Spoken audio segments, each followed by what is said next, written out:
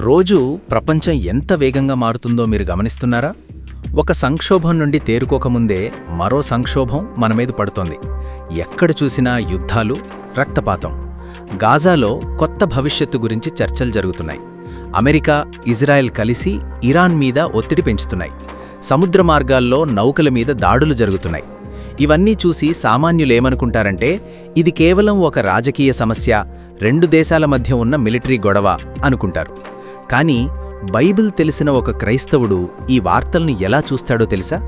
ఇది కేవలం రాజకీయాల గొడవ కాదు, ప్రపంచమంతా ఒకే ఒక వ్యక్తి కోసం రంగం సిద్ధం చేసుకుంటోంది. అతనే అబద్ధపు శాంతిని తీసుకువచ్చే క్రీస్తు విరోధి, యాంటీక్రైస్ట్.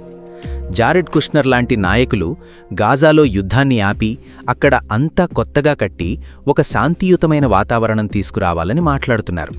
అంతా మా చేతుల్లోనే ఉంది, మేమే శాంతిని స్థాపిస్తాం అని చాలా నమ్మకంగా చెప్తున్నారు. కానీ ఈ లోకపు శాంతి ఎంత బలహీనమైందో మనకు తెలుసు. ఒకరోజు సంబరాలు చేసుకుంటారు, మరుసటి రోజు మళ్లీ బాంబులు పేల్తాయి.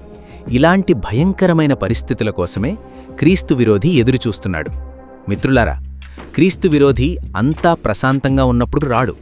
ప్రజలంతా సురక్షితంగా, సంతోషంగా ఉన్నప్పుడు అతను రాడు. మరి ఎప్పుడొస్తాడు? ప్రపంచమంతా యుద్ధాలతో అలిసిపోయి, ఆర్థికంగా చితికిపోయి, ప్రాణభయంతో వణికిపోతూ మమ్మల్ని కాపాడే నాథుడే లేడా, ఈ యుద్ధాలను ఆపి మాకు శాంతినిచ్చే నాయకుడెవరైనా ఉంటే బాగుండు అని జనాలు ఏడుస్తున్నప్పుడు ఒక గొప్ప రక్షకుడిలా క్రీస్తు విరోధి తెరమీదికొస్తాడు. 2 తెసలోనియకులకు 2వ అధ్యాయం ఒక పాప పురుషుని గురించి, నాశనపాత్రుని గురించి చెబుతోంది. ప్రకటన గ్రంథం ప్రకారం అతడు విపరీతమైన రాజకీయ శక్తిని సంపాదిస్తాడు, ఆర్థిక వ్యవస్థను గుప్పిట్లో పెట్టుకుంటాడు, ప్రపంచ దేశాలన్నింటినీ ఏకం చేస్తాడు.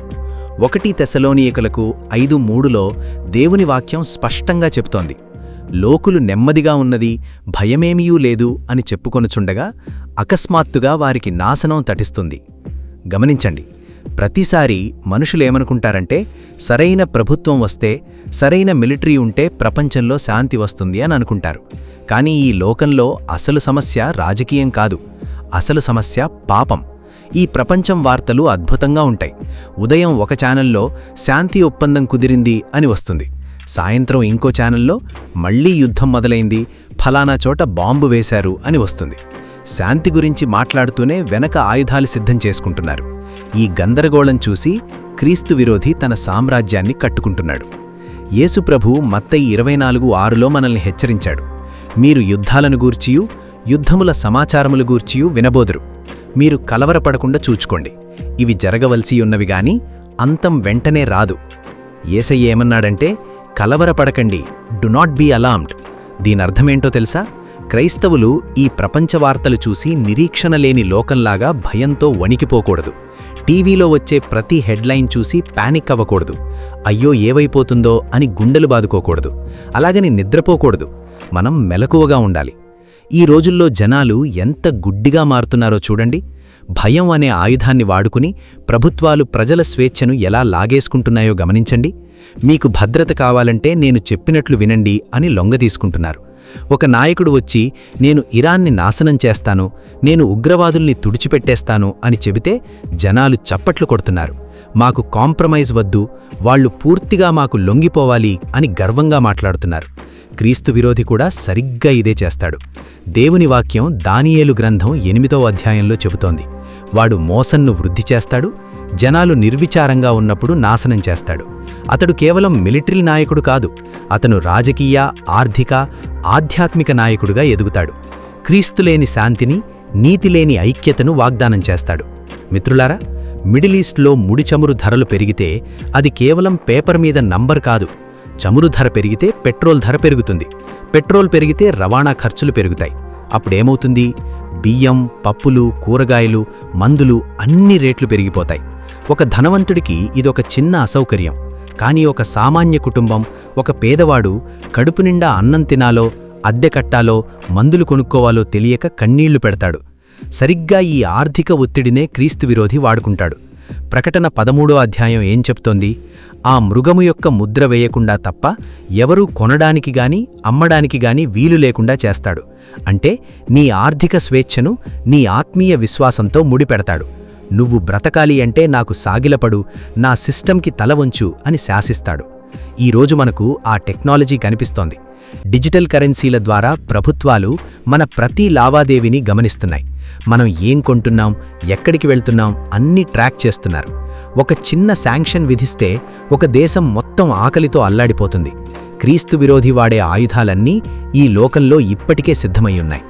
అందుకే యేసుక్రీస్తు యోహాను 14:27లో ఏమన్నారంటే, శాంతి మీకు అనుగ్రహించి వెళ్ళుచున్నాను, నా శాంతినే మీకు అనుగ్రహిస్తున్నాను. లోకమిచ్చునట్టుగా నేను మీకు అనుగ్రహించుట లేదు. లోకం శాంతిని ఎలా ఇస్తుంది? మిలిటరీ ఫోర్స్తో, కంట్రోల్తో భయపెట్టిస్తుంది. కానీ మన యేసయ్య తన శిలువ రక్తం ద్వారా, క్షమాపణ ద్వారా నిజమైన శాంతినిస్తాడు. 1 యోహాను 2:18 చెబుతోంది, ఇప్పటికే అనేకులైన క్రీస్తు విరోధులు బయలుదేరియున్నారు. క్రీస్తు విరోధి అనగానే భవిష్యత్తులో వచ్చే ఒక వ్యక్తి కోసం మాత్రమే ఎదురుచూడకండి. యేసుక్రీస్తు సత్యాన్ని అడ్డుకునే ప్రతి ఆత్మ, దేవుని స్థానాన్ని ఆక్రమించాలనుకునే ప్రతి ఆత్మ క్రీస్తు విరోధి ఆత్మ. ఈ చివరి దినాల్లో మనకు కావలసింది కేవలం ప్రవచనాల జ్ఞానం కాదు. ఒక వ్యక్తికి బైబిల్ ప్రవచనాలన్నీ కంఠధారావచ్చు. క్రీస్తు విరోధి ఎవరు, ఎప్పుడొస్తాడు అని పర్ఫెక్ట్గా చార్ట్స్ గీసి మరీ చెప్పొచ్చు. కానీ వాడిలో సత్యం పట్ల ప్రేమ లేకపోతే వాడు కూడా మోసపోతాడు. మనలో దేవుని ప్రేమ లేకపోతే, సహనం లేకపోతే ఆ ప్రవచనాల జ్ఞానం మనల్ని రక్షించదు. క్రీస్తు విరోధి నిన్నొక నంబర్లాగా చూస్తాడు, ఒక ఓటు బ్యాంకులాగా చూస్తాడు. కాని యేసుక్రీస్తు నిన్ను నీ పేరు పెట్టి పిలుస్తాడు. క్రీస్తు విరోధి నిన్ను భయపెట్టి పూజించుకోమంటాడు. కాని క్రీస్తు నీకోసం ప్రాణం పెట్టి నీ ఆరాధనను పొందుకుంటాడు. కాబట్టి మనమేం చేయాలి? ఈ లోకం చూసి భయపడకూడదు. రాజకీయ నాయకులు ఎంత గొప్పగా మాట్లాడినా వారిని ఆరాధించకూడదు. పెట్రోల్ ధరలు పెరిగినప్పుడు, కరువు వచ్చినప్పుడు పేదవారికి సహాయం చెయ్యాలి. శరణార్థులుగా వచ్చిన వారిని ప్రేమించాలి. మన శత్రువులను సైతం ప్రేమించే గొప్ప క్రీస్తు స్వభావాన్ని మనం చూపించాలి. నా ప్రియమైన సహోదరీ సహోదరుడా, ఈ చివరి దినాలు మనుషుల నిజస్వరూపాన్ని బయటపెడతాయి. ఎవరు దేనిని ఆరాధిస్తున్నారో తెలిసిపోతుంది. కొందరు డబ్బుని ఆరాధిస్తారు, కొందరు పదవిని ఆరాధిస్తారు, కొందరు మిలిటరీ బలాన్ని ఆరాధిస్తారు. కానీ ఒక నిజమైన క్రైస్తవుడు ఆనాటి అపోస్తలుల వలె ధైర్యంగా నిలబడి ఒకే మాట చెప్పాలి, సీజర్ కాదు, ఏ రాజకీయ నాయకుడు కాదు, ఈ భూమి మీద నా ఏకైక ప్రభువు యేసుక్రీస్తు మాత్రమే. Jesus alone is lord. లోకం భయంతో వణికిపోనివ్వండి, కానీ నువ్వు నీ తల పైకెత్తి చూడు. నీ విమోచన సమీపిస్తోంది. రాజకీయాల మీద కాదు, యేసయ్య మీద నీ ఆశ పెట్టుకో.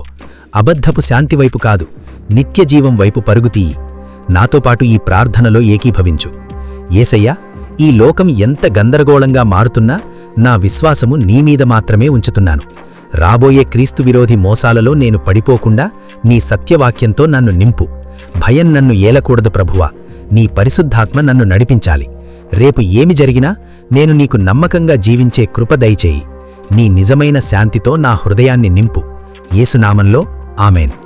ప్రియులరా, ఈ ప్రార్థన మీరు హృదయపూర్వకంగా చేసి ఉంటే కామెంట్స్లో యేసు మాత్రమే నా ప్రభువు అని రాయండి. లోకం వేగంగా మారుతుండవచ్చు, కానీ నిన్న నేడు నిరంతరం ఏకరీతిగా ఉన్న మన యేసుక్రీస్తు ఎన్నటికీ మారడు. దేవుడు మిమ్మల్ని దీవించునుగాక. God bless you. సగం దేవుడు సగం లోకం, ఇదేనా నీ క్రైస్తవం? మేల్కో, సమయం ఆసన్నమైనది.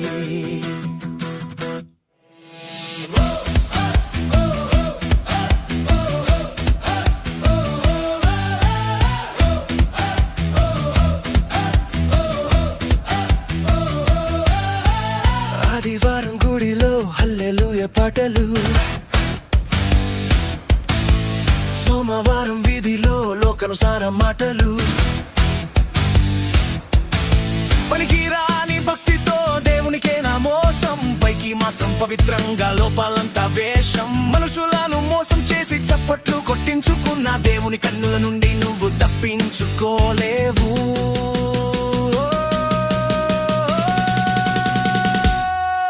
మేల్కో ఓ క్రైస్తవ, మేల్కో, నిన్ను నీవే పరీక్షించుకో. గొర్రెల మందలో మేకలాగా మారకు, మహాతీర్పు దినాన ఎడమ వైపు నిలబడకు. యేసయ్య బిడ్డగా కుడి వైపు చేరుకో.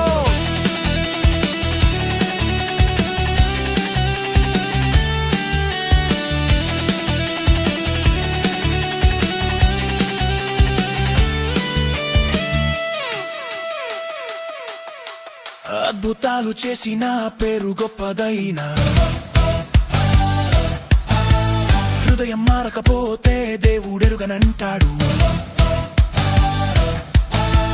బైబిల్ చేత పట్టుకుని పాపములో జీవిస్తే పరలోకపు వాకిట్లో తలుపులు మూసేస్తాడు. లీవెచ్చని భక్తిని దేవుడు అసహించును, సిలువ మోసే శిష్యుడినే దేవుడు ప్రేమించును.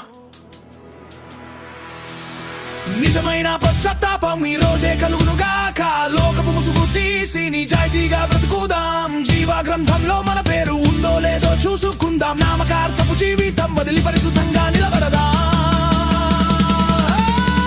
మేల్కో ఓ క్రైస్తవ మేల్కో, నిన్ను నీవే పరీక్షించుకో. గొర్రెల మందలో మేకలాగా మారకు. మహాతీర్పు దినాన ఎడమ వైపు నిలబడకు. యేసయ్య బిడ్డగా కుడి వైపు చేరుకో.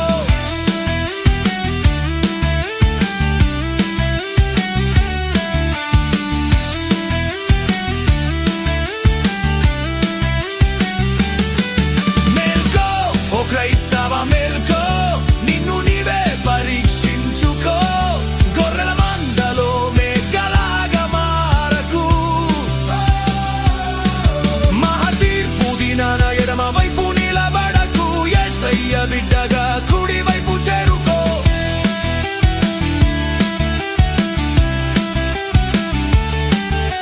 ఇదే అనుకూల సమయం.